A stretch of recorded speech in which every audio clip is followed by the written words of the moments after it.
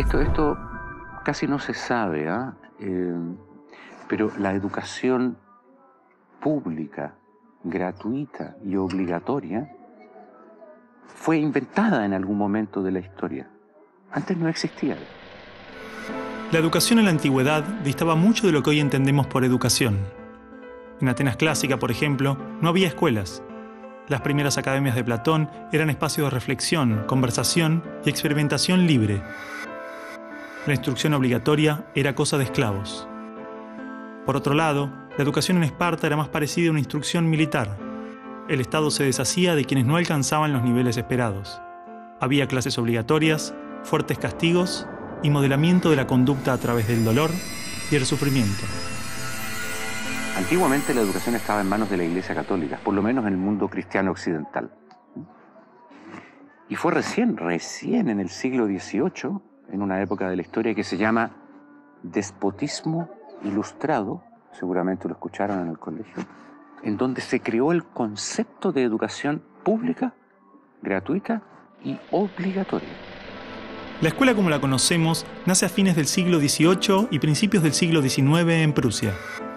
Con el fin de evitar las revoluciones que sucedían en Francia, los monarcas incluyeron algunos principios de la Ilustración para satisfacer al pueblo, pero manteniendo el régimen absolutista. La escuela prusiana se basaba en una fuerte división de clases y castas. Su estructura, heredera del modelo espartano, fomentaba la disciplina, la obediencia y el régimen autoritario. ¿Qué buscaban estos déspotas ilustrados? Un pueblo dócil, obediente, y que se pudiera preparar para las guerras que hubieron en esa época entre todas las naciones que estaban naciendo. Por ejemplo, Catalina la Grande de Rusia llamó a los enciclopedistas franceses a preparar esto mismo. Diderot, uno de los más famosos, estuvo allí para armar este paquete, ¿sí?, formador, no de ciudadanos, sino que de obedientes súbditos de estos estados. Las noticias del exitoso modelo educativo viajaron rápido, y en pocos años, educadores de América y Europa visitaban Prusia para capacitarse. Con el paso del tiempo, el modelo se expandió a nivel internacional. Muchos países importaron la escuela moderna con el discurso del acceso a la educación para todos, elevando la bandera de la igualdad, cuando justamente la esencia misma del sistema provenía del despotismo, buscando perpetuar los modelos elitistas y la división de clases. Ese es el origen de la educación pública. Fíjense ustedes que Napoleón, un poco posterior, y enemigo jurado de todos estos déspotas, hizo lo mismo. Él lo decía con todas sus letras. Yo quiero formar un cuerpo docente para poder dirigir el parecer de los franceses. ¿Se entiende? Él lo tiene claro. Y eso opera, se sepa o no se sepa, hasta el día de hoy. La escuela nace en un mundo positivista regido por una economía industrial. Por lo tanto, busca obtener los mayores resultados observables con el menor esfuerzo e inversión posible, aplicando fórmulas científicas y leyes generales.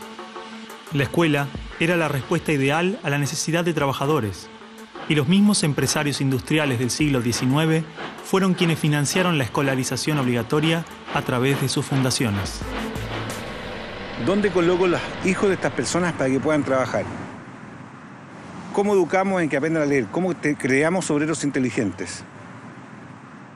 La educación sigue siendo lo mismo, una herramienta para formar trabajadores útil al sistema y una herramienta útil para que la cultura permanezca siempre igual y siempre se repita, lo cual es conservar la estructura actual de la sociedad.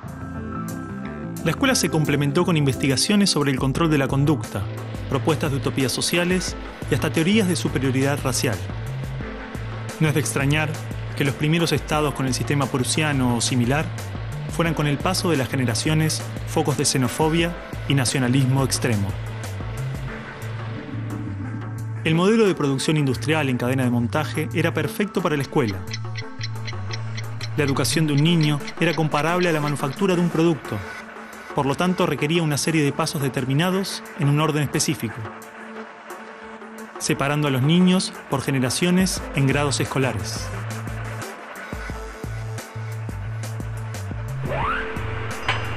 Y en cada una de estas etapas trabajaría sobre determinados elementos, contenidos que asegurarían el éxito, pensados minuciosamente por un experto. Digamos que el maestro es la figura que es la encargada de enseñar una serie de contenidos que tocan, porque alguien ha determinado así, en una edad determinada. Pero la educación no la preparan los biólogos. Y curiosamente muchas veces tampoco son educadores los que la preparan. Son administrativos. Son gente que no hace clases. En esta cadena, una persona estaría a cargo de una pequeña parte del proceso, insuficiente como para conocer el mecanismo en su totalidad, ni a las personas en profundidad. Un docente por año, por materia, cada 30 o 40 alumnos, llegando al punto de que el proceso termine siendo meramente mecánico. La educación, como la estamos viendo hoy, es administrativa. Hay alumnos que llegan, profesores que hacen clase, alumnos que se van, profesores que se van, y al día siguiente se repite el ciclo. Un profesor estatal es un funcionario en que la autoridad le dice: usted tiene que enseñar esto, esto, esto y de esta forma. Porque hay que repetírselo a demasiados niños, con un profesor de demasiadas horas de clase y con pocas horas de atención de alumnos en forma privada. Entonces va a dirigir siempre a un grupo colectivo. Porque evidentemente si tengo 30 niños, no puedo pretender que todos los 30 niños quieran hacer lo mismo al mismo tiempo. Este sistema de cadena de montaje, que nace con el taylorismo, fue aplicado tanto en la industria, la escuela y el ejército de diferentes países y culturas de Occidente. Hasta hace pocas décadas la escuela tenía estas cosas de cuartel y de asilo. Incluso el recreo termina con un timbre anónimo, no humano, que indica a los niños que deben adiestrarse poco a poco para pararse en una determinada baldosa detrás de determinada cabeza para formar una fila, generalmente de menor a mayor. Durante los últimos siglos, hemos construido nuestras escuelas a imagen y semejanza de las prisiones y las fábricas, priorizando el cumplimiento de las reglas, el control social. La escuela se pensó como una fábrica de ciudadanos obedientes, consumistas y eficaces, donde poco a poco las personas se convierten en números, calificaciones y estadísticas. Las exigencias y presiones del sistema terminan deshumanizándonos a todos, porque van más allá de los maestros, directivos o inspectores escolares. Están considerados grupos homogéneos, con contenidos homogéneos que tienen que obtener resultados parejos. Que todos tenemos que saber lo mismo. A pesar de que los adultos no sabemos todo lo mismo, a pesar de que no nos dedicamos todo a lo mismo, en las escuelas todos tienen que querer hacer lo mismo y hacerlo igualmente bien. Entonces la escuela tiene poca capacidad de responder a las necesidades individuales, porque la escuela instruye. Es un centro de instrucción y es lo que hace. El que no aprende, se queda. Esa es la realidad. Esto de alguna manera ya implica que el sistema educativo es un sistema de exclusión social. Selecciona el tipo de personas que estarán llegando a la universidad para llegar a formar parte de una serie de élite que domina pues, las empresas que dominan los sistemas de producción, económico, de comunicación, etc. Y otro tipo de personas para las cuales la escuela no es suficientemente adecuada, que están destinadas a otro tipo de trabajo más precario, porque no dispondrán de los títulos para hacer esto. El sistema y los estados no les preocupa eso. No, honestamente, no les preocupa el ser humano como persona, como individuo. Y en esos términos, toda educación que busque otra cosa tiene que ser prohibida. La realidad es que la esencia de la escuela prusiana está inmersa en la estructura misma de nuestra escuela. Los test estandarizados, la división de edades, las clases obligatorias, las currículas desvinculadas de la realidad, el sistema de calificaciones, las presiones sobre los maestros y niños, el sistema de premios y castigos, los horarios estrictos, el encierro y la separación de la comunidad, la estructura verticalista. Todo esto sigue siendo parte de las escuelas del siglo XXI. La escuela está cerrada al mundo exterior. te explicaba el título de mi libro, del mapa escolar al territorio educativo, para indicar esa fábula del cartógrafo que cuenta Borges, que empieza a ser un mapa de un territorio determinado y se entusiasma de hacerlo lo más perfecto posible. El mapa termina reemplazando al territorio.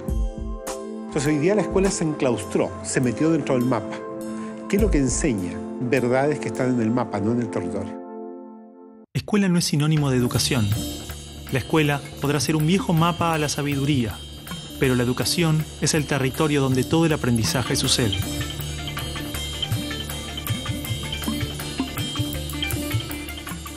¿Qué es una buena educación? ¿Lograr que la mayor cantidad de niños atraviesen los estándares de calidad? ¿Que obtengan herramientas y conocimientos que no les interesan para superar barreras que otros les imponen? ¿No era el objetivo de la educación lograr una buena calidad de vida? Olvidemos por un momento todo lo que sabemos sobre educación, toda nuestra forma de entender la escuela, todo lo que nos han dicho que debemos aprender en la vida y lo que debemos enseñarle a nuestros hijos.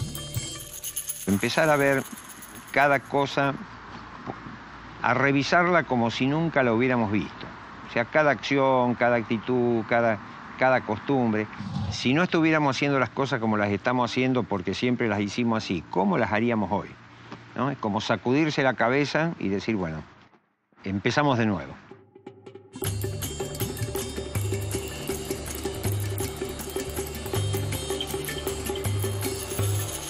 Empecemos de nuevo.